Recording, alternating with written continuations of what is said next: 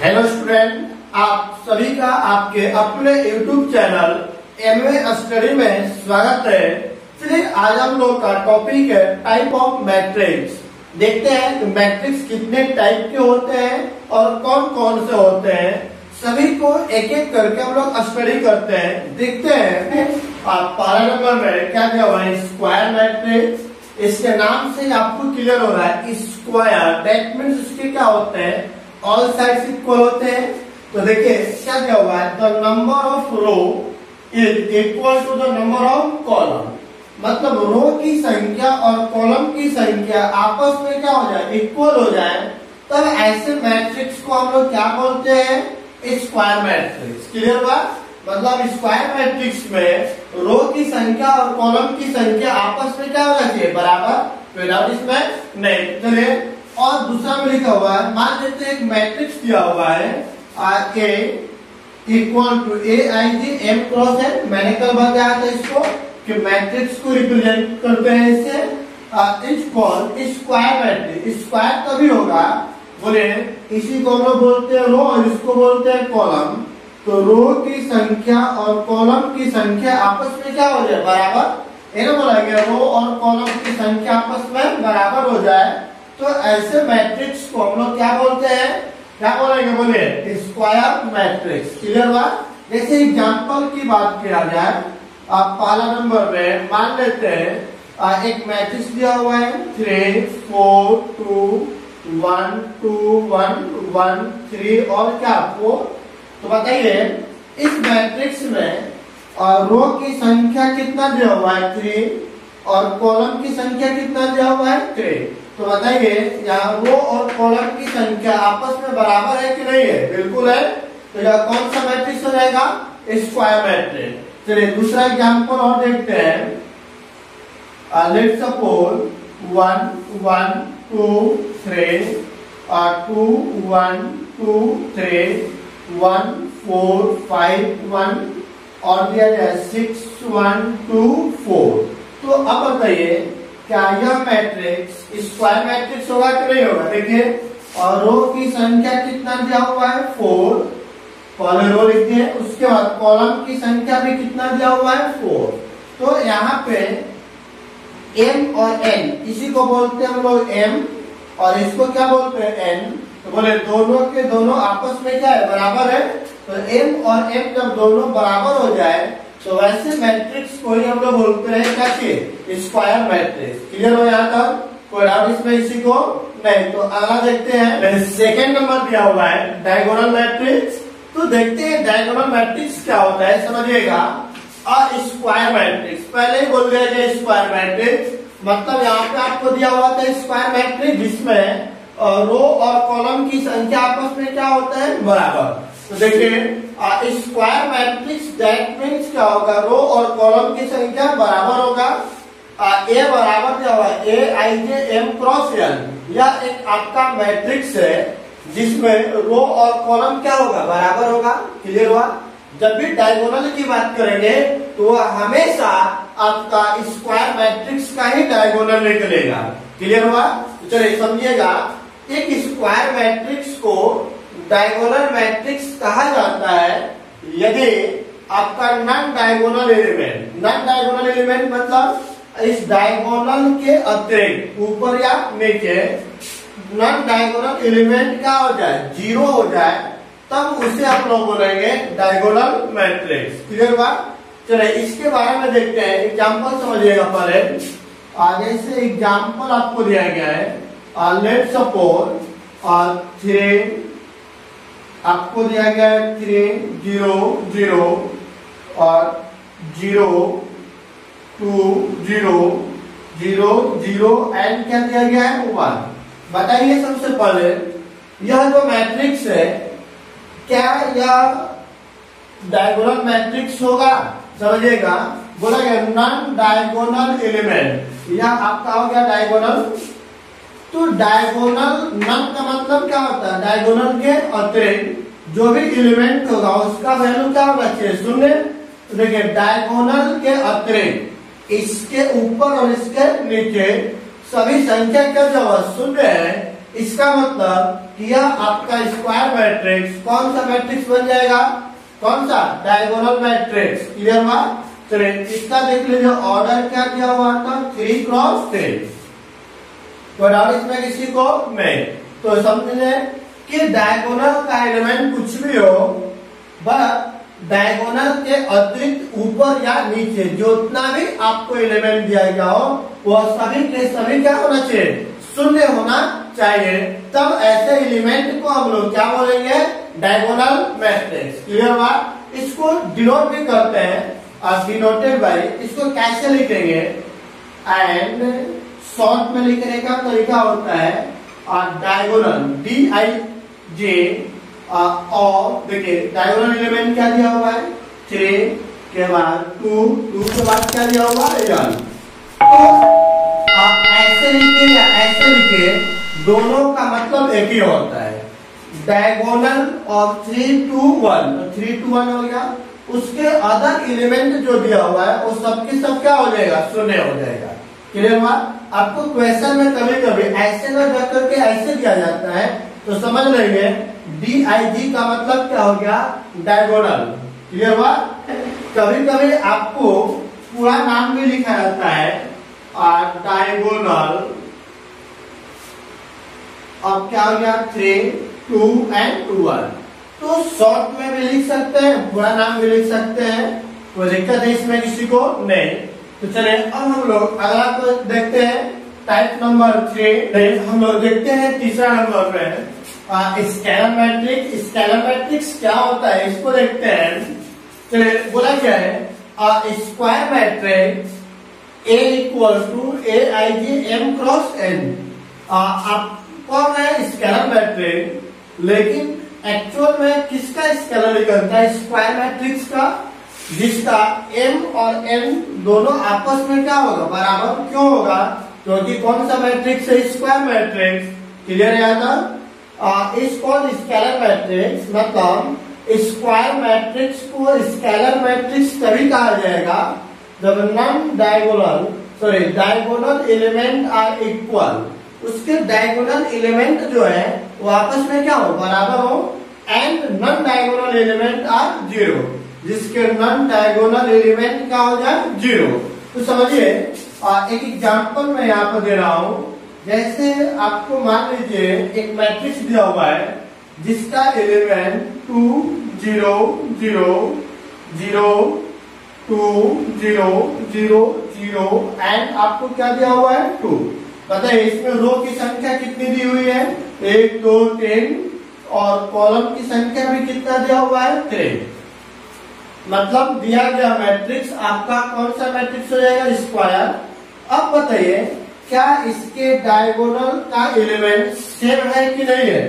जब डायगोनल का element same होगा, डायगोनल एलिमेंट आर सेम, और नॉन डायगोनल मतलब इसके ऊपर इसके नीचे का जो एलिमेंट होगा वह किसके बराबर हो जाए, 0। देखिए सभी के सभी 0 दिया हुआ है, तब ऐसे मैट्रिक्स को हम लोग क्या बोलते हैं, स्केलर मैट्रिक्स। क्लियर हुआ यहाँ तक। चलिए यहाँ पर लिखा हुआ है कि AIJ का मान क्या हो, 0, जब I और J बराबर नहीं हो। जैसे इसी मैट्रिक्स को यदि मैं लिखूं तो A11 A12 A13 A21 A22 A23 A31 A32 A33 ये होता है। अब बताइए यह पहला होता है I, दूसरा क्या होता है J। देखिए जब I और J आपस में बराबर है, I और J आपस में बराबर है, I और J आपस में क्या है, बराबर है, तो कौन सा एलिमेंट का I और J बराबर है, डायगोनल एलिमेंट का। तब देखिए बोला क्या है, जब I और J दोनों बराबर होगा तो उसका एलिमेंट कोई ना कोई आपको कांस्टेंट मिलेगा। देखिए 2 2 2 कांस्टेंट है और वो भी बराबर होना चाहिए। जब I और J बराबर ना हो, देखिए यह बराबर नहीं है, यह भी नहीं है, यह भी नहीं है, यह भी बराबर नहीं है, तब ऐसे केस में इनके संगत एलिमेंट क्या दिया होगा, 0 है। जब I और J बराबर नहीं होगा तब एलिमेंट का मान क्या हो जाए, 0 हो जाए, तब ऐसे मैट्रिक्स का हम लोग क्या बोलेंगे, स्केलर मैट्रिक्स। क्लियर हुआ। सिंपल सा वर्ड में देखें, स्केलर मैट्रिक्स वैसा स्क्वायर मैट्रिक्स जिसके डायगोनल का एलिमेंट सेम हो बट नॉन डायगोनल एलिमेंट शून्य हो, तो उसे क्या बोला जाएगा? Scalar matrix. क्लियर हुआ? डायगोनल में क्या था कि वैसा स्क्वायर मैट्रिक्स जिसके डायगोनल का एलिमेंट कुछ भी दिया गया हो बट नॉन डायगोनल एलिमेंट शून्य हो, तो उसे डायगोनल बोलते थे। क्लियर हुआ? तो डायगोनल और स्केलर में अंतर क्या है कि स्केलर में डायगोनल का एलिमेंट जो भी रहेगा सब समान होगा, डायगोनल में ये सब समान ना होकर के अलग अलग संख्या रहेगा। क्लियर हुआ? चलिए अगला नंबर देखते हैं, फोर्थ नंबर यूनिट।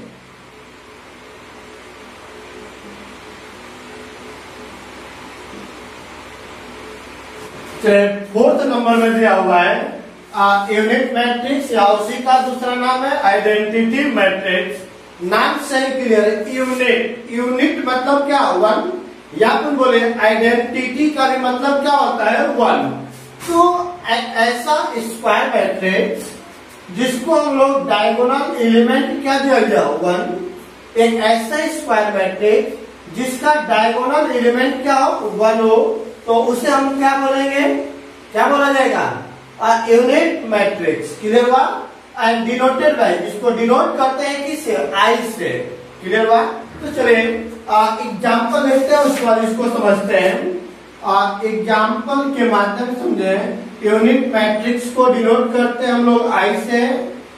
उसके बाद लेट्स सपोज 1 0 0 0 1 0 0 0 एंड क्या दिया हुआ है? 1। या आपको एक मैट्रिक्स दिया हुआ है जिसका डायगोनल एलिमेंट क्या दिया हुआ है? 1। क्लियर है? अब उसके बाद नॉन डायगोनल एलिमेंट क्या हो गया? 0। तो ऐसा मैट्रिक्स जिसका डायगोनल एलिमेंट 1 के बराबर हो और नॉन डायगोनल एलिमेंट 0 हो, तो वैसे मैट्रिक्स को हम लोग बोलते हैं आइडेंटिटी मैट्रिक्स या यूनिट मैट्रिक्स। क्लियर हुआ यहाँ तक? चलिए अब इसको ऑर्डर की बात करिएगा, 3 क्रॉस 3 हो गया। चलिए यदि मैं सेम तरीके से लिखूं तो A11 A12 A13 A21 A22 A23 A31 A32 A33। ये चलिए अब देखिए यहाँ पर आई जे और आई जे डायगोनल में तीनों के तीनों आपस में क्या है? बराबर है। जब डायगोनल बराबर होगा, डायगोनल में आई और जे का मान बराबर होता है, तो उस केस में डायगोनल का एलिमेंट क्या मिल रहा है? 1। तो वही बोला गया है जब आई और जे बराबर होगा तब डायगोनल एलिमेंट का वैल्यू क्या हो जाएगा? 1। उसके बाद जब आई जे के बराबर नहीं हो, मतलब 1 2 1 3 2 3 2 1 3 1 2 3 2, इसमें आई जे का मान आपस में बराबर नहीं है, तब उस केस में इन सब का मान क्या होना चाहिए? 0 होना चाहिए। क्लियर हुआ? कोई डाउट इसमें? तो ऐसे मैट्रिक्स को ही क्या बोला जाएगा? Unit matrix. कोई डाउट इसमें? क्लियर हुआ? तीनों में अंतर। स्केलर में यूनिट में क्या अंतर है कि यह भी तीनों समान है, यह भी तीनों समान है, लेकिन यह 1 के बराबर होगा तो बोलेंगे यूनिट, और 1 के अलावा कुछ भी बराबर होगा तो उसको क्या बोलेंगे हम लोग? Scalar matrix. कोई डाउट इसमें किसी को?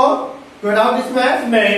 चलिए अब हम लोग अगला देखते हैं नंबर। चलिए देखते हैं, अब 5वां नंबर दिया हुआ है जीरो मैट्रिक्स, जिसको बोलते हैं नल मैट्रिक्स।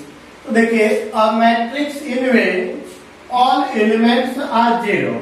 इसके नाम से ही क्लियर है, जीरो मैट्रिक्स मतलब वैसा मैट्रिक्स जिसके प्रत्येक एलिमेंट 0 के बराबर हो, तो उसे हम लोग क्या बोलेंगे? Zero matrix. वही दिया हुआ है a matrix in which all elements are equal to 0 called zero matrix. जिसके प्रत्येक एलिमेंट 0 हो तो उसे हम लोग जीरो मैट्रिक्स कहते हैं, एंड डिनोटेड बाय 0। किससे डिनोट किया जाएगा? 0 से। तो चलिए अब देखते हैं यहाँ पे एक एग्जाम्पल मैं ले लूं। एक मैट्रिक्स है 0 बराबर इसके प्रत्येक एलिमेंट क्या हो जाए? 0 हो जाए, तो ऐसे मैट्रिक्स को हम लोग क्या बोलते हैं, जीरो मैट्रिक्स। क्लियर हो यहाँ तक, कोई डाउट इसमें? इसके प्रत्येक एलिमेंट जीरो होना चाहिए। क्लियर है? चलिए अगला नंबर देखते हैं, पांचवा नंबर, छठवां नंबर। चलिए छठवां नंबर दिया हुआ है रो मैट्रिक्स। नाम से क्लियर, रो मैट्रिक्स वैसा मैट्रिक्स जिसके अंदर केवल और केवल एक रो हो, तो उसे क्या बोला जाएगा, रो मैट्रिक्स। देखिए a matrix has only one row, वैसा मैट्रिक्स जिसके अंदर या जिसमें केवल एक रो प्रेजेंट हो, तो वैसे मैट्रिक्स को क्या बोला जाएगा, रो मैट्रिक्स। अब यहाँ पर देखिएगा, ये बहुत इंपॉर्टेंट है, एग्जाम्पल को समझेंगे। देखिएगा, मान लेते एक मैट्रिक्स है जिसमें केवल एक रो है, तो बोले मान लेते हैं 1 3 4 एंड क्या दिया हुआ है 5। क्लियर है? तो बताइए इस मैट्रिक्स में कुल कितने रो दिए हुए हैं, 1, और कॉलम की संख्या कितना दिया हुआ है 4, तो 1 क्रॉस क्या बन गया 4। अब बताइए इसी को हम लोग बोलते हैं m और इसको क्या बोलते हैं n। तो यहां पर बताइए m बड़ा है कि n बड़ा है, n का वैल्यू बड़ा है, तो रो मैट्रिक्स में हमेशा याद रखेंगे n ग्रेटर देन होता है किससे, m से। n का मान m के मान से बड़ा होगा, तब ऐसे मैट्रिक्स को हम लोग क्या बोलते हैं, रो मैट्रिक्स। क्लियर है यहाँ तक, कोई डाउट इसमें किसी को नहीं? चलिए अब अगला देखते हैं। चलिए सातवां नंबर क्या है, कॉलम मैट्रिक्स।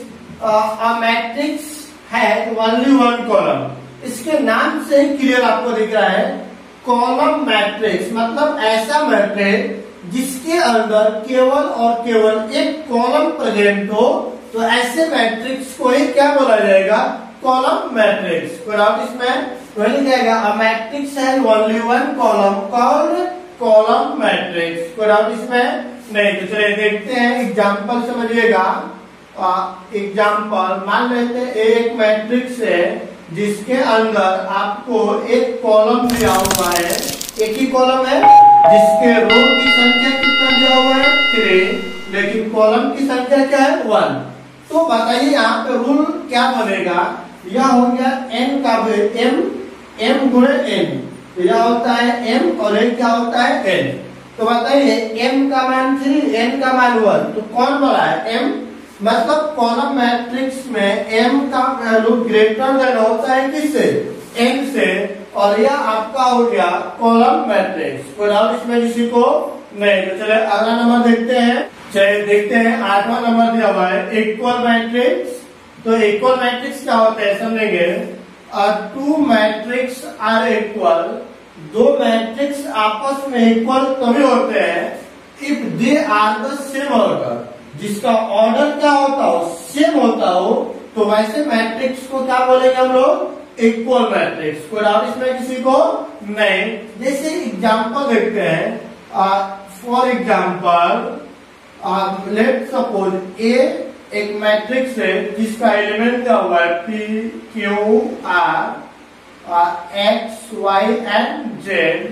दूसरा मैट्रिक्स क्या हुआ है p और जिसका एलिमेंट है 3 4 5 2 6 9।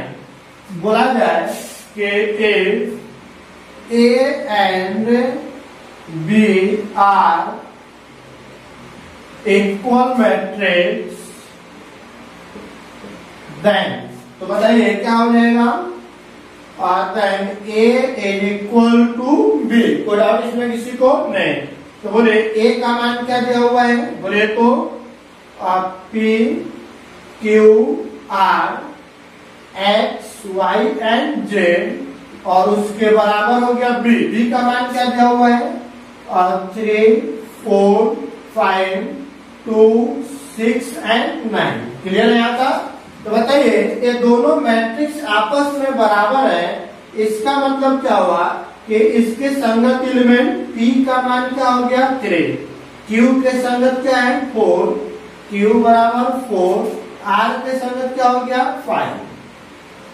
क्लियर हुआ? उसी प्रकार x के बराबर आपका आ गया 2, y के बराबर आ गया 6 एंड z के बराबर क्या आ जाएगा 9।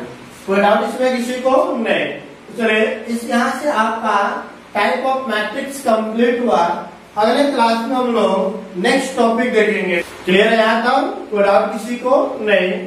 तो अभी तक जो स्टूडेंट चैनल को लाइक एंड सब्सक्राइब नहीं किए हैं तो पहले चैनल को लाइक एंड सब्सक्राइब कर लें ताकि आने वाले वीडियो का नोटिफिकेशन आप तक पहुंच सके। और हाँ, चैनल को शेयर करना भी ना भूलें। Thank you.